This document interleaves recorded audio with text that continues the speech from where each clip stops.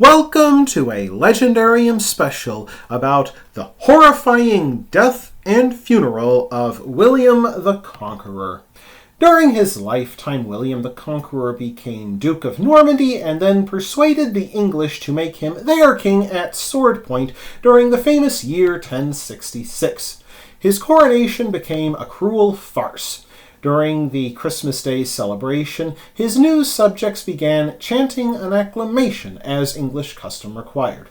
However, William's Norman knights, fearing that the conquered English rioted, poured out into the streets and set fire to the surrounding buildings. For the first and only time in his life, William trembled with fear as smoke and flame rose around him. Yet William could never conquer one other enemy: food. Described as handsome and healthy during his younger years, William ballooned later in life. King Philip of France compared him to a pregnant woman about to give birth. The corpulent conqueror became so dismayed with his spherical size that he devised his own version of a fad diet, drinking only wine and spirits for a certain period of time. It did not work. By the year 1087, the 59-year-old king engaged in a border skirmish against his old enemy and nominal feudal lord, Philip of France.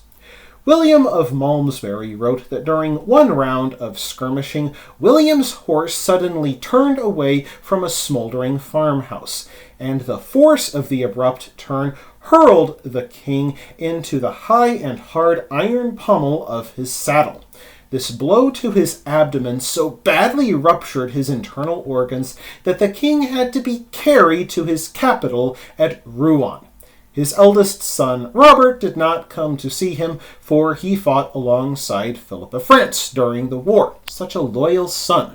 Odo, his half-brother who fought alongside William during the 1066 campaign, languished in prison on William's orders. As we can see, the Conqueror's family proved quite dysfunctional. At the urging of churchmen, William the Conqueror forgave both his son and his half-brother. Physicians and churchmen alike came in and out of the royal bedchamber, trying to save his life and his soul. Neither an easy task. As he neared the end, William bloated up more and more from the pus and putrefaction seeping into his innards. Nonetheless, William dictated his last will and testament. He begged forgiveness for his sins, gave some of the royal treasure to the poor, and asked churchmen to rebuild churches that he built during the Norman conquest. Rather than give the crown to his troublesome eldest son Robert Curthose, King William chose his second son, William Rufus, as heir to the throne of England. Robert Curthose got the second prize, the Duchy of Normandy, while the third son, William, got 5,000 silver coins. Before his father finished dying on September 9th, William Rufus hurried to England to claim the crown before somebody else could. Lesser lords and knights also hurried to their estates, fearing civil war between the royal brothers. And with no one watching, the royal servants immediately looted the dying king's bedchamber, even stripping the king of his bedclothes. William the Conqueror then lay, his corpse bloated and naked, on the floor of a ransacked bedchamber. An impoverished knight took pity on the king and paid from his nearly empty pockets to have the royal remains embalmed and sent to Caen for burial. By the time the monks received the corpse, a fire erupted in the town, leaving the summer day hotter than ever before. That meant King William also swelled up more than ever before. Nonetheless, the abbot delivered a funeral service in Abbey-aux-Hommes.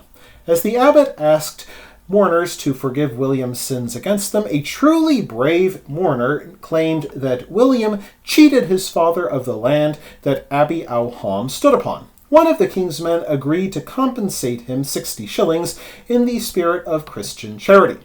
Unfortunately, charity could not change the fact that William's corpse now swelled up so much that it would not fit into the stone sarcophagus that the monks prepared.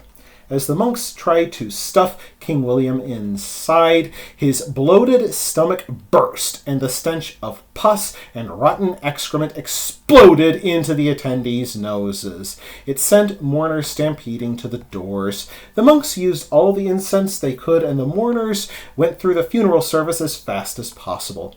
The faithful saw the hand of God in the macabre farce that became William's funeral, which they viewed as a punishment fit for a cruel king. He endured yet another indignity when Protestant mobs ransacked his Catholic tomb during the Reformation almost 500 years later.